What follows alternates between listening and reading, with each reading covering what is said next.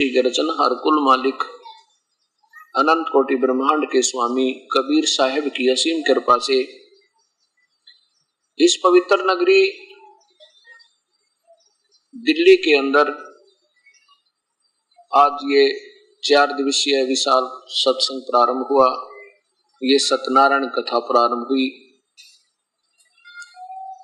सत्यनारायण का अर्थ होता है अविनाशी परमेश्वर। सत्य माने सदा रहने वाला, जिसका अस्तित्व कभी समाप्त ना हुआ। नारायण मीन प्रभु कहो, राम कहो, अल्लाह कहो, चाहे गॉड खुदा कहो। सत्यनारायण का अर्थ होता है अविनाशी, अजरो अमर।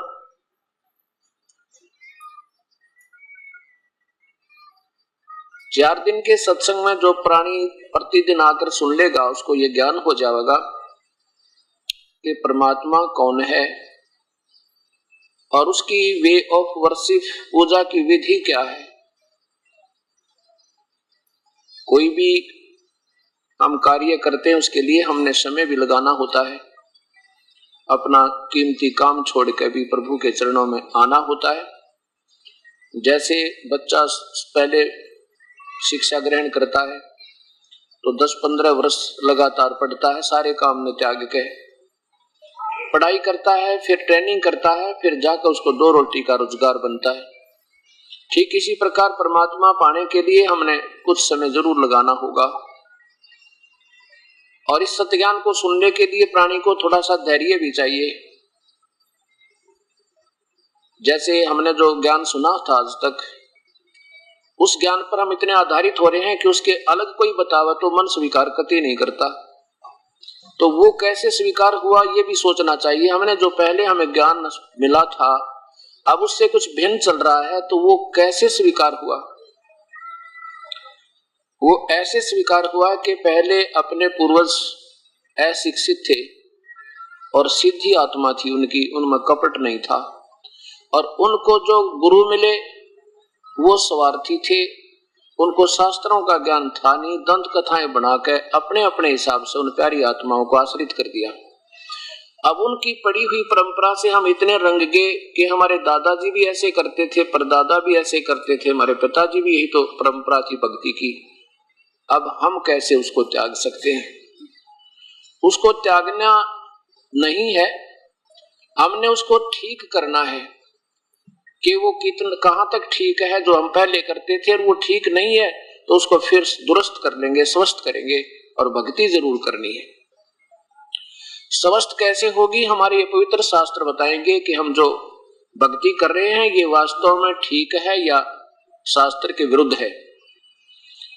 गीता जी के 16वें अध्याय के 23 और 24 श्लोक में स्पष्ट प्रमाण दिया है कि जो शास्त्र विधि को त्याग कर जो मनमानी पूजा करता है, मनमाना आचरण करता है, वो न तो परम सिद्धि को प्राप्त हो, ना परम गति हो, ना उसको कोई सुख हो।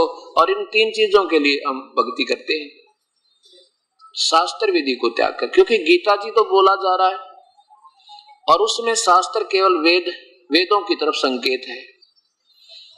भक्ति के केवल वेद ही, चारों वेद ही भक्ति के मार्ग के जो है प्रभु के ज्ञान के और परमात्मा की उपासना, ब्रह्म तक की साधना के सही ज्ञान है। परमात्मा 3 है। परमात्मा 3 है, जैसे एक ब्रह्म, एक परब्रह्म, एक पूर्ण ब्रह्म। हम अभी तक उनसे भी निम्न स्तर के भगवानों पर आश्रित थे, जैसे ब्रह्मा, विष्णु और महेश। ये जैसे आज सुबह आपको दिखाया था कि ये केवल एक ब्रह्मांड में एक विभाग के मंत्री है। अब फिर दिखाना होगा, क्योंकि हर सत्संग में हर नई आत्मा तकरीबन नए बदल जाते हैं स्टूडेंट। और ये एक ऐसा सामूहिक शिक्षा स्थल है जिसमें प्राइमरी से लेकर और पीएचडी तक का ज्ञान इसी एक सामूहिक स्थल पर इन प्राणियों को, भक्त आत्माओं को प्रदान किया जाता है।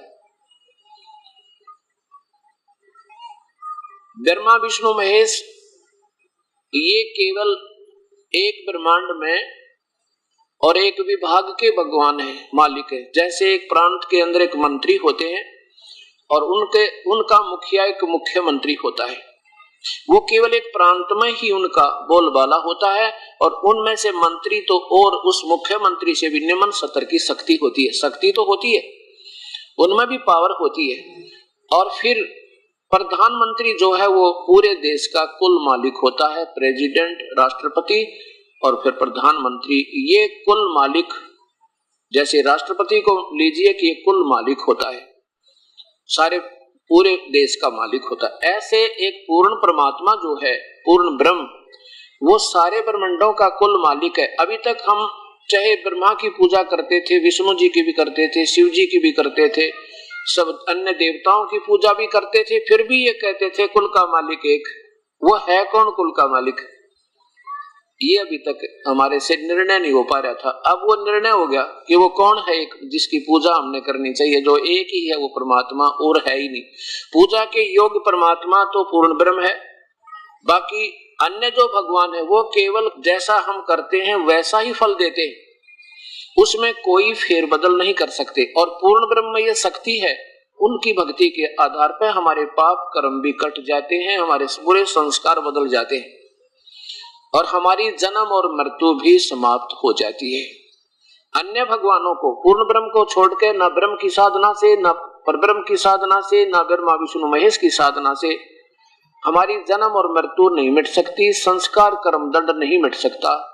इन भगवानों की इतनी ही पावर है, और पूर्ण परमात्मा की भक्ति से हमारी जन्म मृत्यु और हमारे पाप कर्मों के दंड भी कट जाते हैं, समाप्त हो जाते हैं। जैसे पहले ये दास सुना करते थे, किसी भी संत की आज भी व्याख्या देख लो, दास ने 95 सीडी बना रखी है, और उनमें इन महापुरुषों ने जो अपनी सोच, अपनी अंतिम फाइनल अंतिम जो अनुभव लिखे हुए हैं, सब पंथों ने, सब संतों ने उनको ऐसे टीवी पे उन्हीं की पुस्तक आपके सामने पेश की दास ने, और साथ में ये दिखाया कि ओरिजिनल जो शास्त्र अपने हैं वो ये बताते हैं और ये संत इसके ये बताते हैं, और दोनों मिल नहीं रहे, तो इनमें कौन सा ठीक है ये फैसला आप करना होगा, क्योंकि शास्त्र तो गलत हो ही नहीं सकते, क्योंकि वो भगवान के द्वारा रचित है, और जो अपनी सोच अनुभव वो एक व्यक्ति विशेष की है, वो उससे नहीं मिलती है तो वह पूरी नहीं है, और पूरी नहीं है तो फिर व्यर्थ है। अब क्या कहा करते थे कि भाई कर्म का दंड तो नहीं कट सकता, कर्म दंड तो प्राणी को भोगना ही पड़ेगा। जैसे कोई दुखी आत्मा है, कोई सुखी है, प्रभु की तलाश में कहीं ना कहीं घूम रहे हैं, और पहले हम अपनी परंपरागत पूजाएं, जैसा भी हमें ज्ञान था, भगवान श्री राम, भगवान श्री कृष्ण, ब्रह्मा विष्णु आदि की पूजा भी करते थे, साथ में हनुमान जी की भी, श्याम जी बाबा जी की भी, और भी जैसे व्रत वगैरह भी रखते थे। और फिर जब कष्ट आ जाते हैं इंसान पे, फिर भी इन पूजाओं के करते करते भी कष्ट आते हैं, फिर कहाँ जाते हैं, फिर किसी अन्य कोई पामिष्ट के पास जाता है, कोई झाड़ा लगवाने वाले के पास जाता है, कोई बूझा निकलवाता है, या फिर किसी संत बोलबाला जिस महापुरुष का होता है उसके पास जाते हैं। उन महापुरुषों के पास जाते रहते हैं, लेकिन राहत नहीं मिलती है, तो फिर बार बार प्रार्थना करते हैं कि हे संत जी, हे गुरुदेव, मेरे ऊपर ये कष्ट अभी हल्का नहीं हो पा रहा। तो क्या कहते हैं वो संत के, बेटा ये तेरा प्रारब्ध है, ये प्रारब्ध है, तुझे भोगना ही पड़ेगा। और फिर क्या प्रमाण दिया करते हैं कि देखो भगवान श्री विष्णु को श्राप लगा था नारद जी का, और जिसके कारण उनको भी वो अपना प्रारब्ध भोगना पड़ा, कर्म दंड भोगना पड़ा, साप मुक्त नहीं हो पाए, जिसके कारण वो श्री रामचंद्र रूप में राजा दशरथ के घर उनका जन्म हुआ। और फिर उनके ऊपर भी कष्ट आए, उन्होंने बाली को मारा, सुग्रीव के भाई को हत्या की थी उनकी धोखा देकर, उसका भी कर्म दंड भगवान श्री राम ने, अर्थात श्री कृष्ण बनकर, विष्णु जी ने श्री कृष्ण बनकर अपने किए हुए कर्म का भोग भोगना पड़ा। भाई प्रारब्ध का कर्म कटे नहीं, ये तो दंड भोगना ही पड़ता है। अब विचार कीजिए, किसी के पैर में कांटा लग जाए और उसके कोई किसी के पास जावे, भाई मेरा पैर में कांटा लग गया, दर्द हो रहा है, पीड़ा हो रही है, तो वो कहे तेरा कांटा लगा हुआ है, और वो कहे कि कांटा तो निकलेगा नहीं, जूता पहन ले, आगे कांटा नहीं लगेगा। और भाई जूता कांटा लगे पैर में, जूता पहन नहीं सकता, वो तो कांटा निकले, और इस डर से जूता पहने भगवान कहीं फेर ना लग जाए। ऐसे को दुखी प्राणी हो और कति परिवार के ऊपर ज्यादा कष्ट आया हुआ हो और संत के पास जा, उसका कर्म दंड कट जावे, फिर उसकी दोनों रुचि बने भगवान में, ज्यादा श्रद्धा बने प्रभु में, और फिर वो भक्ति करे इस डर से है भगवान कहीं फिर दुख ना आ जावे। तो ऐसे कर्म दंड को काटने वाला परमात्मा कोई और है, वो पूर्ण ब्रह्म है, उसका नाम कबीर है। वो कबीर देव है जो कर्म दंड को काट सकता है, और उसकी अभी तक हमने पूजा की विधि नहीं मिल पाई थी, ना उस परमात्मा का ज्ञान हुआ था। और जिन महापुरुषों को जैसे परमात्मा कबीर साहब का ज्ञान भी हो गया, जिनको कि ये प्रभु हैं, पूर्ण परमात्मा है, सतपुरुष हैं, उनके पास उनसे लेने वाले लाभ की पूजा का ज्ञान नहीं है तो भी अधूरा काम है। अब आपको मैं यजुर्वेद दिखाता हूं जिसमें स्पष्ट लिखा है कि कबीर परमात्मा है जो अंगारी कबीरसी, कबीर अंगारी असी, अंगारी माने पाप काटने वाला, कबीर असी माने कबीर है, बंबारी माने बंधनों का शत्रु, बंधनों का दुख, काल के बंधन से मुक्त करने वाला वो कबीर है। तो तब हमें ये पता चलेगा कि कर्म दंड काटने वाला परमात्मा से ही हमें लाभ होगा। अन्य भगवान तो केवल हमें कर्म का जैसा हमारा भोग है वह ही दे देंगे, उसमें कोई फर्क नहीं कर सकते, अंतर नहीं कर सकते। ये देखिएगा यजुर्वेद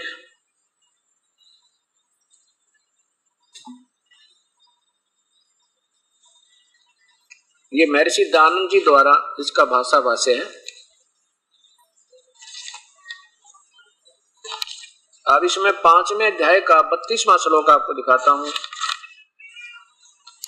अध्याय नंबर 5 का 5वां अध्याय।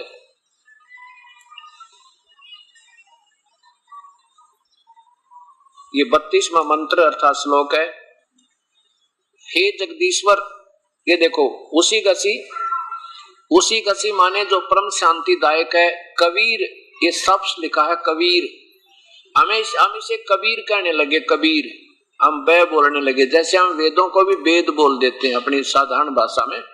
कबीर अंगारी असी, बंभारी अवसुरसी, बंभारी माने बंधनों के शत्रु, यानी बंधन काटने वाले, कर्मों के बंधन को काटने वाले, बंदी छोड़, हम उसे बंदी छोड़ कहते हैं, बंद से छुटवाने वाले, कर्मों के कारण हम बंद में फंसे हुए हैं उसको काटने वाले। अंगारी, अंगारी का अर्थ होता है पाप का शत्रु।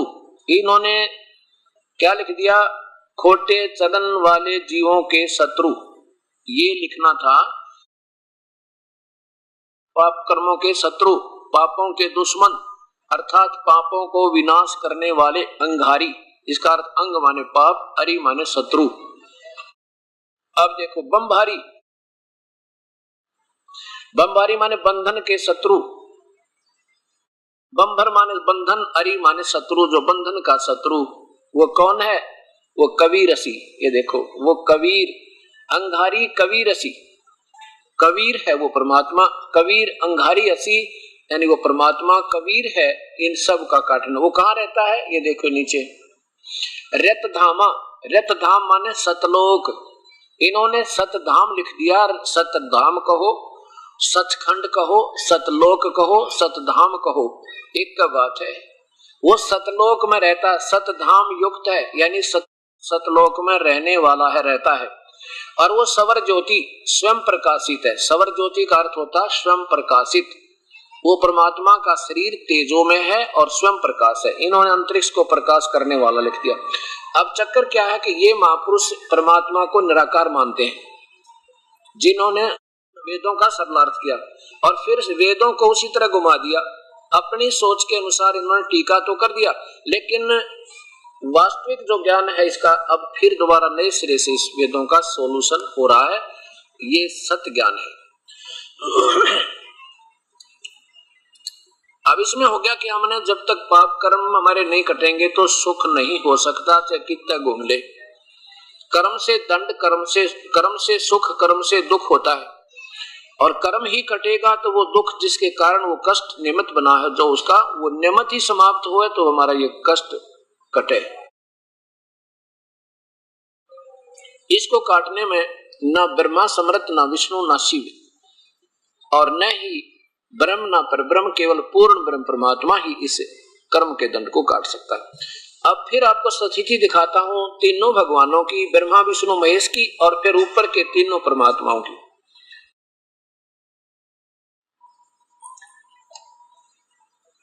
उसके लिए देखिएगा, एक ब्रह्मांड का चित्र,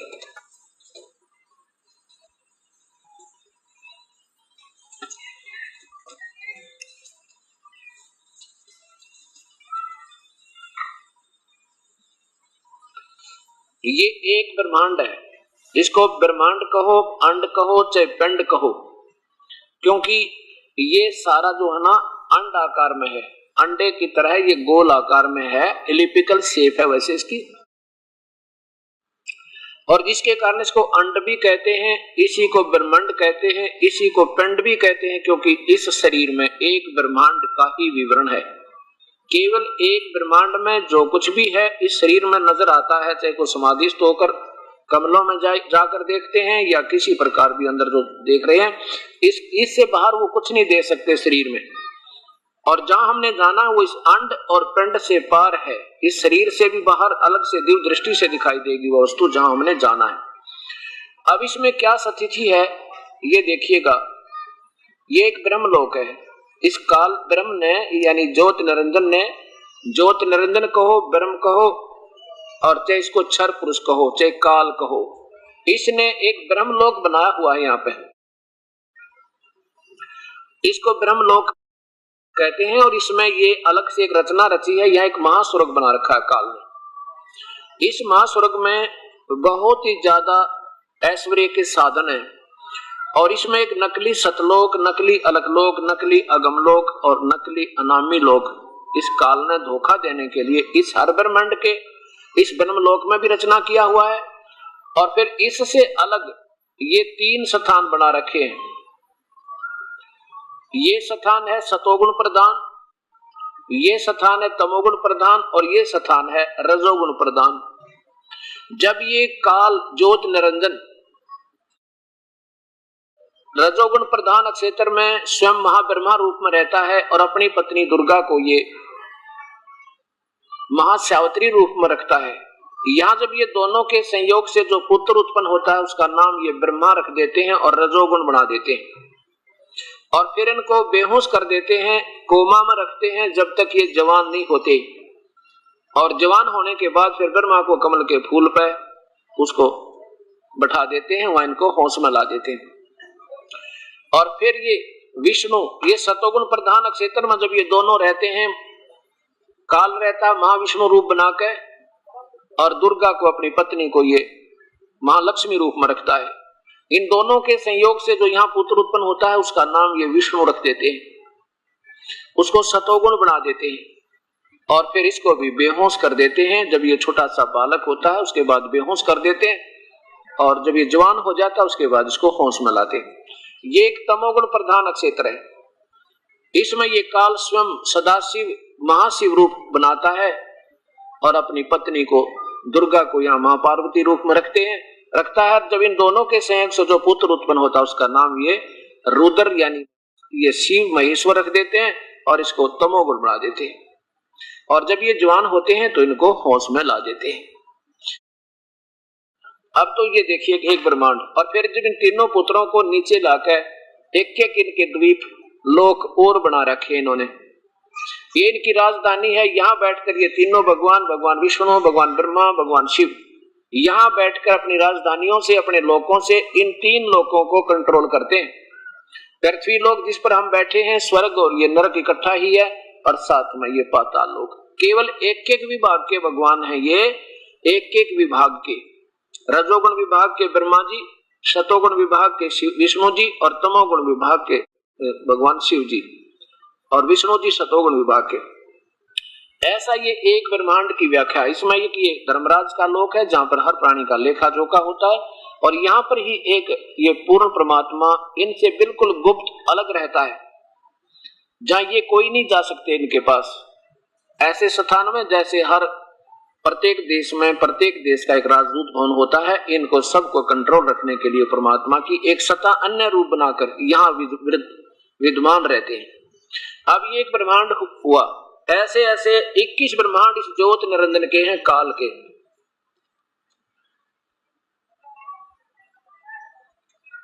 इस सत कथा को जितनी बार देखोगे सुनोगे उतना ही ज्यादा आनंद आएगा, क्योंकि परमात्मा ये पूर्ण ब्रह्म की सत्यनारायण कथा है और कथा सुनने का लाभ बहुत होता है। अब देखिएगा, ये है 21 ब्रह्मांड इस ज्योत निरंजन के ब्रह्म के। और इसमें इसने क्या किया है कि 20 ब्रह्मांडों को अलग से रोक रखा है। कैसे रोका है? जैसे अभी आपने देखा था एक ब्रह्मांड, ये कोई सा भी समझो, हर एक ब्रह्मांड में एक जैसी स्थिति है, इतने ही इसके लोक हैं। 7 लोक नीचे के, 7 उससे ऊपर के, 14 लोकों भवनों का द्वीप अलग से होते हैं उसमें। तो ये एक ब्रह्मांड ये देखा था आपने, मान लीजिए कोई सा भी मत है, और इस 5 ब्रह्मांडों का एक ग्रुप बनाकर इस काल भगवान ने ये एक महाब्रह्मांड बना रखे हैं। ये 4 महाब्रह्मांड बना दिए। इन 4 महाब्रह्मांडों में 20 ब्रह्मांडों को रोक रखा है। अब ये काल क्या करता है, इनमें एक महाब्रह्मांड में उत्पत्ति रखता है और बाकी के में ये प्रलय रखता है। जब इसमें प्रलय हो जाएगी तो यहाँ जीवों की उत्पत्ति प्रारंभ रखता है, क्योंकि इसको 1 लाख प्राणियों का रोज आहार करना होता है। ये तो इसने फसल बीज रखी अपनी। और इसके बाद एक महाब्रह्मांड जितना स्थान, यहाँ देखिएगा, एक महाब्रह्मांड जितना स्थान, ये सारा इस काल ने अलग से अपनी निज राजधानी बनाई है, जहां पर ये वास्तविक रूप में रहता है, व्यक्त रूप में, आकार रूप में, जिसको आज तक इन्हें हिंदू मुसलमान लोग, अभी तक ईसाई इसी ब्रह्म तक को निराकार मानते रहे। निरंकार, तू ही एक निरंकार। ये काल है, ये एज इट इज सबके सामने नहीं आता, इसलिए यार यहाँ तक पहुंच किसी की हो नहीं सकती जहां ये रहता है। इसलिए इसकी साधना कर करके इसकी उपलब्धि हुई नहीं, तो सदृशियों ने अपनी सोच में बता दिया कि वो निराकार है, और वास्तव में ये आकार है, मनुष्य जैसा है, और इसका तेज है इसके शरीर का, जैसे ज्योति निरंजन कहते हैं इसको। अब ये 21 ब्रह्मांड है इस काल के, और इस काल ने यहाँ पर एक और चाल चल रखी है। यहाँ पर भी एक नकली सतलोक, नकली अलकलोक और नकली अगामी और अनामी लोक, एक रचना यहाँ भी कर रखी है। पता है इस काल ने कि कलयुग में इस परम पिता परमेश्वर की रजा से सतज्ञान का बोलबाला होगा, और ये नकली दूत भेज कर ये अपने एक 12 दूत ये पहले यहाँ रखता है। ये काल सतयुग त्रेता द्वापर के सद्भक्ति किए हुए पुण्यात्माएं, उनको यहाँ रखता है, और कलयुग में यहाँ से इन 12 दूतों को इस एक ब्रह्मांड पर, जिस ब्रह्मांड में रचना होती है, वहां इनको भेज देता है। और ये क्या करते हैं, उस समय इनको ऐसा गुमराह कर देता है, स्वयं भी शास्त्र विरुद्ध साधना करते हैं, और उन घोड़ी आत्मा जो इनके अनुयायी होते हैं उनको भी शास्त्र के विरुद्ध साधना देकर स्वयं भी दोषी होते हैं, और प्यारी आत्माओं का भी जीवन व्यर्थ कर जाते हैं। अब जैसे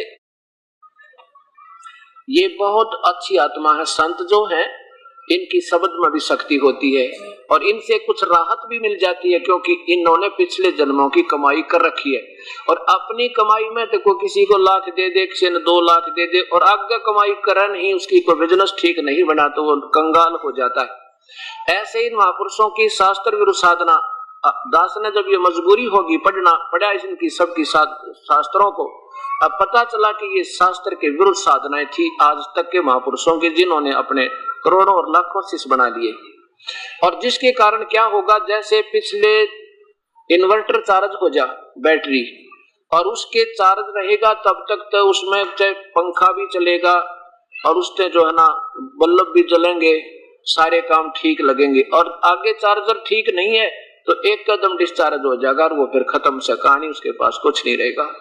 ऐसे अब शास्त्र विरुद्ध साधना करने से पिछला जब तक इनकी पुण्य कमाई इनके साथ है तब तक तो ये खूब सुखी भी नजर आएंगे, और इनकी वचन में भी शक्ति होगी, क्योंकि ये पिछले साधक अच्छे साधक रहे, अच्छी पुण्यात्माओं में से हैं ये संत, जो आज शास्त्र विरुद्ध साधना करके स्वयं अपना जीवन व्यर्थ कर रहे हैं, और साथ में अनुयायियों को भी गलत साधना, गीता विरुद्ध साधना बता के और दोषी हो रहे हैं।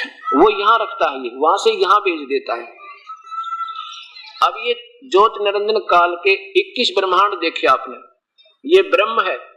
अब पूरी स्थिति देखिएगा इन सब पूर्ण परमात्मा की, सारे ब्रह्मांडों की। ये ऊपर अनामी लोक है, ये वैसे पूर्व सांकेतिक एक उदाहरण दिया क्योंकि बहुत बड़ा चित्र बनता अगर सारी व्यवस्था करते। ये अगम लोक है, ये अलख लोक समझो। इससे नीचे फिर ये सतलोक होगा स्वरूप, ये सारा इससे बाहर ये सतलोक है, ये इधर का ये ब्राउन कलर जो दिखा इससे बाहर का। अब ये तो अभी आपने देखे थे 21 ब्रह्मांड, ये ज्योत निरंजन के वो हैं, काल के, ब्रह्म के, क्षर पुरुष के।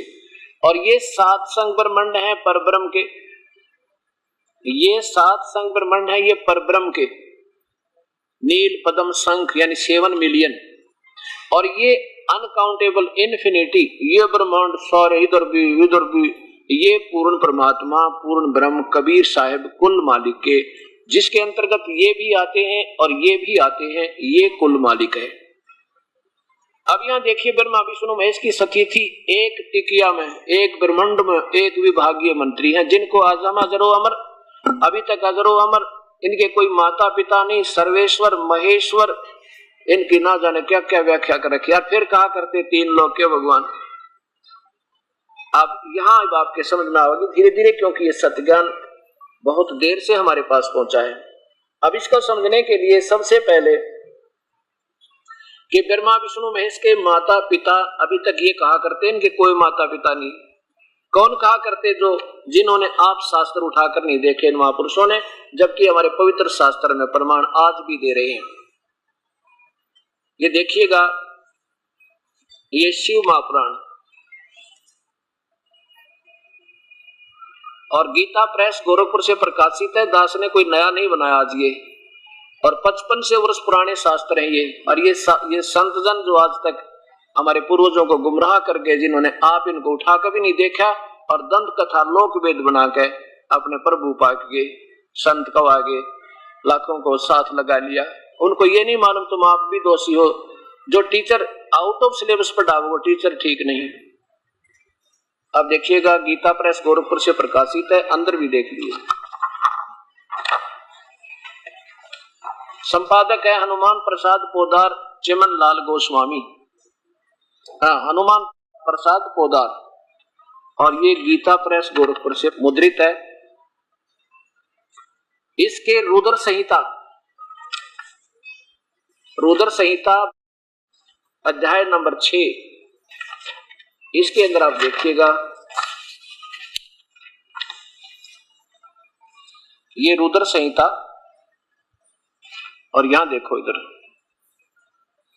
यहां पर क्या है मैं जो बताना चाहता दास आपको कि दुर्गा ये महापार्वती रूप में इसमें वर्णन है। अब क्या कारण है कि ये शिव महापुराण जो है ये प्रारंभ तो होती है काल भगवान पे ज्योत निरंजन से, और अंत होता है इसके पुत्र त्रिलोकीय शिव की लीलाओं पर। प्रारंभ होता है सदा शिव की लीला यानी काल की लीलाओं से, अंत होता है इसके ही पुत्र काल के पुत्र त्रिलोकीय भगवान शिव के ऊपर। अब देखिएगा, अब पहले दुर्गा की महिमा है, ये देखिए, ये 100 नंबर पृष्ठ है इसका। अब यहां देखिए ऊपर, उससे पराशक्ति को, ये दुर्गा की महिमा है जो महापार्वती रूप में काल के साथ उस ब्रह्मलोक में रहती है जहां आपको अभी दिखाया था। उस पराशक्ति को प्रधान प्रकृति गुणवती माया बुद्धि तत्व की जननी विकार रहित बताया गया है। वह शक्ति अंबिका कही गई है, उसी को अंबिका कही गई है, उसी को प्रकृति, ये प्रकृति शब्द याद रखना, आपको गीता जी में दिखाऊंगा ब्रह्मा विष्णु महेश के माता पिता गीता जी में, तब ये प्रकृति शब्द काम आओगा आपके कि दुर्गा को प्रकृति भी कहते हैं। सर्वेश्वरी त्रिदेव जननी, तीनों देवताओं को पैदा करने वाली ब्रह्मा विष्णु महेश की मां ये दुर्गा है। त्रिदेव जननी स्पष्ट है, और नित्य और मूल कारण कही है, सदा शिव द्वारा प्रकट की गई उस शक्ति की 8 भुजाएं हैं। ये भी स्पष्ट कर दिया, कोई संशय बना रहा है कि कोई और होगी त्रिदेव जननी। ये 8 भुजा वाली ये दुर्गा है, इसे महापार्वती कहो चाहे दुर्गा कहो। नीचे देखिएगा सदाशिव की महिमा। ये जो सदाशिव है ये काल भगवान ब्रह्म, ये सदाशिव है, उन्हें परम पुरुष ईश्वर शिव शंभु महेश्वर और महेश्वर कहते हैं। वे यहां देखो, वे अपने सारे अंगों पर भस्म रमाए रहते। उन काल रूपी ब्रह्म ने ओए होए कति स्पष्ट कर दिया कि सदाशिव कहो, इसे काल कहो चाहे ब्रह्म कहो, उस काल रूपी ब्रह्म ने एक ही समय शक्ति के, ये नाथ नहीं साथ है, मिसप्रिंट है ये, शक्ति इस दुर्गा के साथ शिवलोक नामक अक्षेत्र का निर्माण किया था। उस उत्तम अक्षेत्र को काशी कहते हैं। वह परम निर्वाण व मोक्ष स्थान है जो सबके ऊपर विराजमान है। वे कौन? ये काल और ये दुर्गा, वे प्रिय और प्रियतम रूप शक्ति और शिवा शिव यानी पति पत्नी रूप में रहते हैं। प्रिय और प्रियतम जो परमानंद स्वरूप हैं, उस मुने शिव और शिवा ने प्रलय काल में भी कभी उस अक्षेत्र को अपने सानिध्य से मुक्त नहीं किया। यहां देखो देवऋषि ब्रह्मा जी बता रहे हैं अपने बेटे नारद को, देवऋषि एक समय उस आनंद वन में रमण करते हुए काल और दुर्गा के मन में, शिव और शिवा के मन में यह इच्छा हुई कि किसी और पुत्र की उत्पत्ति की जावे और पुत्र की सृष्टि करें ताकि उसको हम बाहर सौंप दें, हम आराम करें। यो विचार कर ऐसा निश्चय करके शक्ति सहित दुर्गा के साथ सर्वव्यापी सर्वेश्वर परमेश्वर शिव ने अपने वाम भाग के 10वें अंग पर अमृत मल दिया। फिर वहां से एक पुत्र की उत्पत्ति हुई। पति पत्नी व्यवहार किया, ये गुप्त किया है, और फिर वहां से एक पुत्र उत्पन्न हुआ, उसका नाम क्या रखा, ये देखियो। काल बोला, ये शिव बोला, वत्स बेटा, व्यापक होने के कारण तुम्हारा विष्णु नाम विख्यात हुआ। ओए होए, काल से और दुर्गा का से संयोग से विष्णु की उत्पत्ति हमारा शिव पुराण प्रमाण कर रहा है। अब ब्रह्मा क्या बताता है? ब्रह्मा जी कहते हैं, बेटा नारद, तत्पश्चात कल्याणकारी परमेश्वर शाम सदाशिव ने जैसे विष्णु को उत्पन्न किया, ऐसे ही मुझे भी उत्पन्न किया, मुझे अपने दाहिने अंग से उत्पन्न किया। अब सिद्ध हो गया ब्रह्मा और विष्णु की उत्पत्ति शिव तय सदाशिव से, ये काल तय। अब ये लेखक असमंजस में पड़ गया कि भाई शिव से शिव की उत्पत्ति कैसे लिखूं? शिव और दुर्गा से चलो दोनों की तो बता दी, विष्णु की और ब्रह्मा की, और शिव से शिव की उत्पत्ति कैसे लिखूं? यहाँ ये गोलमोल कर गए। अरे भी देखो आगे 9वें अध्याय में सच्चाई थोड़ी छुप सके है। इसमें देखिएगा, इसमें क्या कहते हैं कि तीनों इस प्रकार ब्रह्मा विष्णु और महेश तीनों देवताओं में गुण है, और चौथा ये भगवान शिव, ये काल, ये गुणातीत है। ये 9वां अध्याय है इसी रुद्र संहिता का 9वां अध्याय यहां समाप्त होता है। इसमें लिखा है कि इस प्रकार ब्रह्मा विष्णु और रुद्र, ब्रह्मा विष्णु और रुद्र इन तीन देवताओं में गुण है, परंतु शिव गुणातीत माने गए हैं। ये चौथा कौन हो गया फिर? ये चौथा कौन है? ये ब्रह्मा विष्णु महेश का पिता ये काल है। ये तीन तो स्पष्ट लिखी दिए, इन तीनों देवताओं में तो गुण है, रजगुण ब्रह्मा है, सतगुण विष्णु है, तमगुण शिव जी, और लेकिन परंतु शिव गुणातीत माने गए हैं। वो चौथे नंबर का जो शिव है ये काल, यू कहते इनते न्यारा है, इन ब्रह्मा विष्णु में से अलग रहता है। ये तो प्रमाण मिला अपने पवित्र शास्त्र शिव महापुराण में। अब देखिएगा देवी भागवत महापुराण में इन तीनों की, ब्रह्मा विष्णु महेश की सखी थी, कैसे इनकी उत्पत्ति, और दुर्गा जो है भवानी, ये इन तीनों की मां है। और ये नासवान है, स्वयं स्वीकार करते हैं हम तो नासवान है, अविनाशी नहीं, हमारी तो जन्म और मृत्यु होता है। और अभी तक ये महापुरुष, ये संत शिव जी को सर्वेश्वर महेश्वर मृत्युंजय कालज्जय गणके की व्याख्या दे रखी। अब बताओ, जिसने ये ही नहीं मालूम तुम जो सौदा बेच रहे हो वो है क्या, तो वो व्यापारी ठीक नहीं, वो बिजनेसमैन नहीं, वो तो बहका रहे हैं अपने को। श्रीमद देवी भागवत गीता प्रेस गोरखपुर से प्रकाशित है। इनके संपादक हैं, अनुवाद करने वाले हैं हनुमान प्रसाद पोदार, चिमन लाल गोस्वामी। और ये कहां से? मुद्रक गीता प्रेस गोरखपुर से छपी है। और गीता प्रेस गोरखपुर की किताबों को हिंदू समाज एथेंटिक मानता है कि जो उसमें लिखा वो फाइनल है, और ऐसा ही है। अब देखिएगा तीसरा स्कंद, ये तीसरा स्कंद है। इसमें इसी दुर्गा की महिमा प्रारंभ होती है। यहां देखिएगा, कितने ही आचार्य भवानी को, दुर्गा को संपूर्ण मनोरथ पूर्ण करने वाले बतलाते हैं। वे आदि माया महाशक्ति एवं परम पुरुष के साथ रहकर कार्य संपादन करने वाली प्रकृति है। ये प्रकृति शब्द दुर्गा के लिए प्रयोग है, ये याद रखना। ब्रह्म इस काल के साथ, ब्रह्म के साथ उनका अभेद संबंध है, यानी पति पत्नी का रूप है। जैसे पत्नी को कहते हैं ना अर्धांगिनी, अभेद संबंध है, यानी ये ब्रह्म के साथ दुर्गा का काल के साथ अभेद संबंध है। ये पति पत्नी रूप में रहती है। आगे देखो,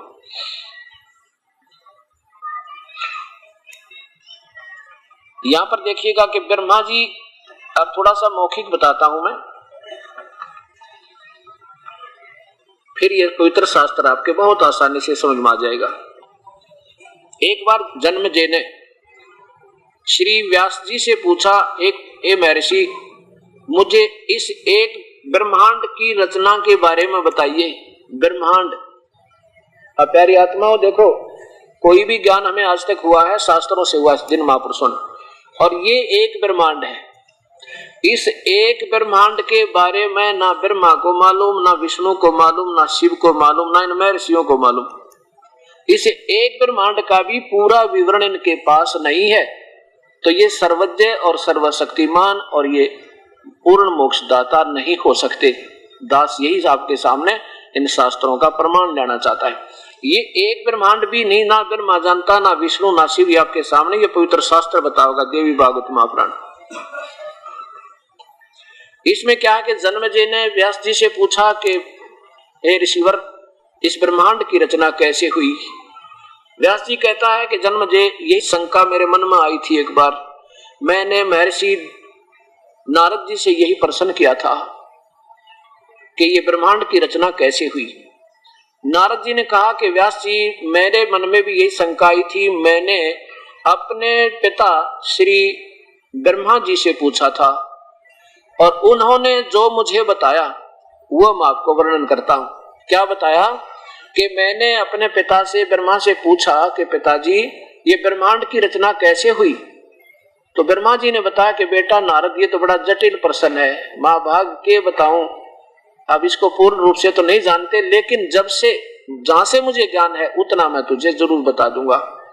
क्या बताया कि जब मैं कमल के फूल पर उत्पन्न हुआ, क्योंकि ये बेहोश पड़ा था, काल, दुर्गा और काल क्या करते हैं, इन तीनों को बेहोश कर देते हैं। जब ये छोटे छोटे बालक होते हैं, ये काल करवा देता है दुर्गा से बाई फोर्स।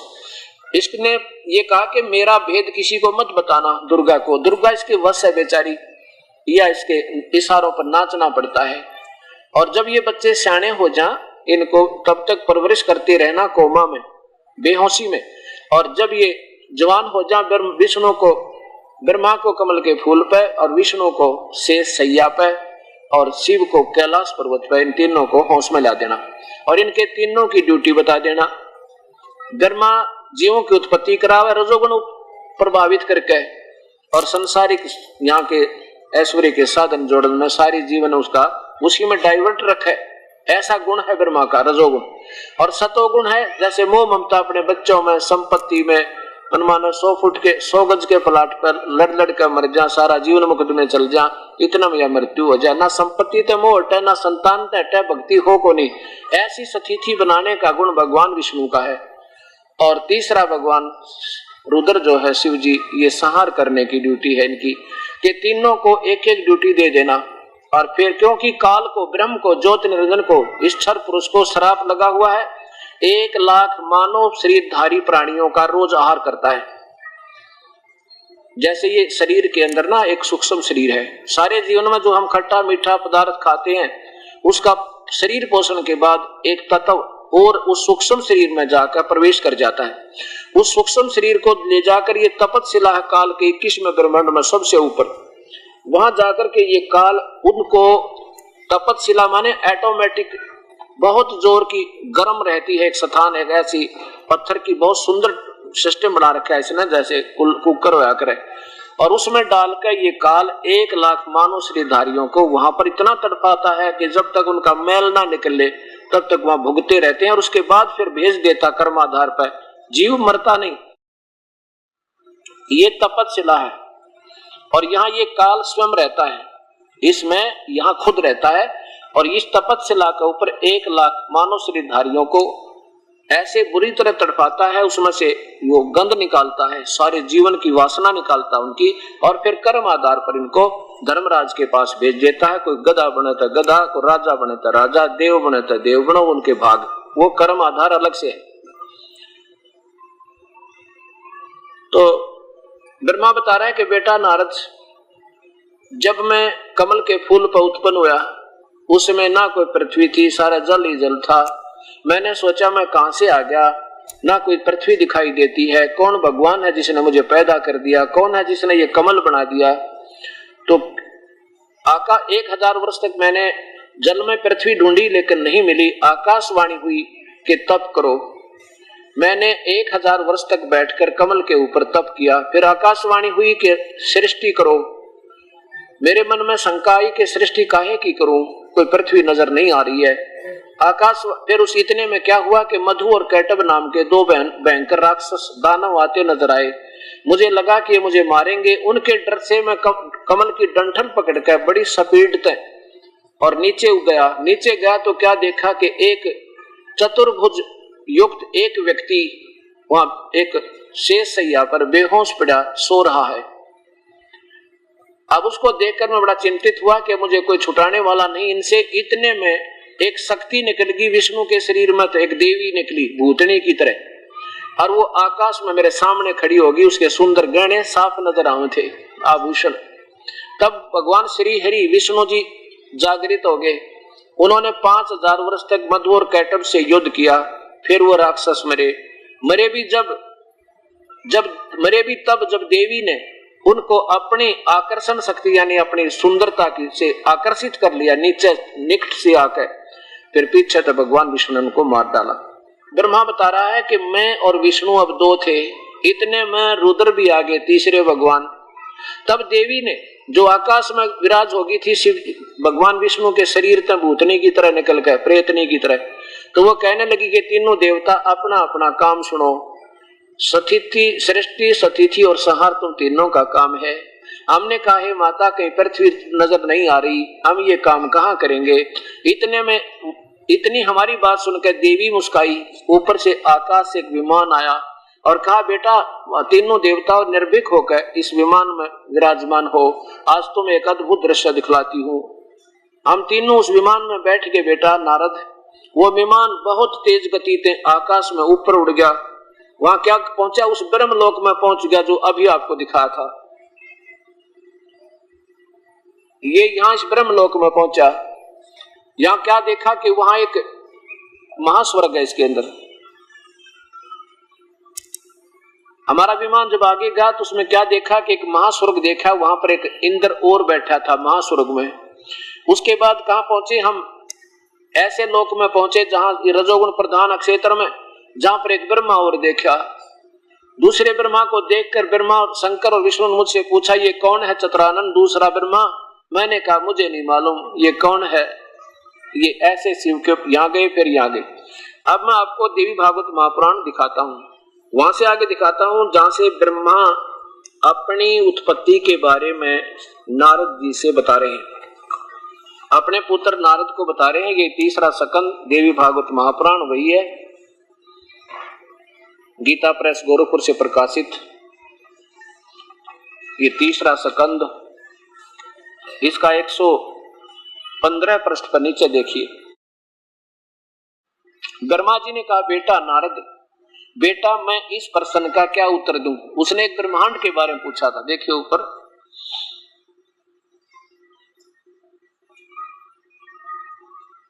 नारद जी कहते हैं कि मेरे भी प्राचीन समय में की बात है, ये संदेह मेरे हृदय में उत्पन्न हुआ था कि तब मैंने अपने पिता अमिल तेजस्वी ब्रह्मा जी के स्थान पर गया, उनसे इस समय जिस विषय पर तुम मुझसे पूछ रहे हो उसी विषय में मैंने पूछा था। मैंने कहा पिताजी, इस संपूर्ण ब्रह्मांड कहां से उत्पन्न हुआ? आगे देखो तो यहाँ क्या बताते हैं। ब्रह्मा जी ने कहा, बेटा इस प्रश्न का मैं क्या उत्तर दूं, ये तो बड़ा ही जटिल है। महाभाग तुम भगवान विष्णु से इसका समुचित समाधान पा सकते हो। अब आगे देखियो, विष्णु जी आप पे बेहोश पड़ा, बताओ उसने समाधान के पावे, उनको आप ही नहीं मालूम हम कौन है, कहां से आगे देखो। चलो ये तो इनकी अपनी सोच है लेखक की, जो विष्णु के उपासक हैं वो विष्णु जी को ज्यादा महत्व दे देते हैं। आगे देखो, पूर्व काल में सर्वत्र जल ही जल था, सथावर जंगम जितने प्राणी हैं इनमें से कोई भी नहीं थे, तब कमल से मेरी उत्पत्ति हुई। अब ये वहां उस्मा इसने सोचा मैं कमल पर पैदा हुआ हूंगा, इसको मालूम नहीं बेचारों को, पर कमल से मेरी उत्पत्ति हुई। उस समय मुझे सूर्य चंद्रमा वृक्ष तथा पर्वत कोई नजर नहीं आए।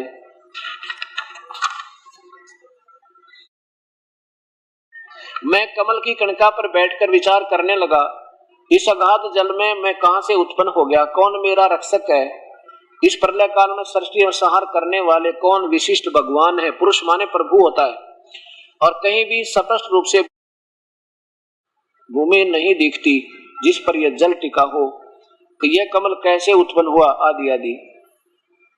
यों विचार करके मैं जल में उतरा, 1000 वर्ष तक पृथ्वी का अन्वेषण करता रहा, इस पर भी मुझे कहीं उस जल का और छोर नहीं मिला।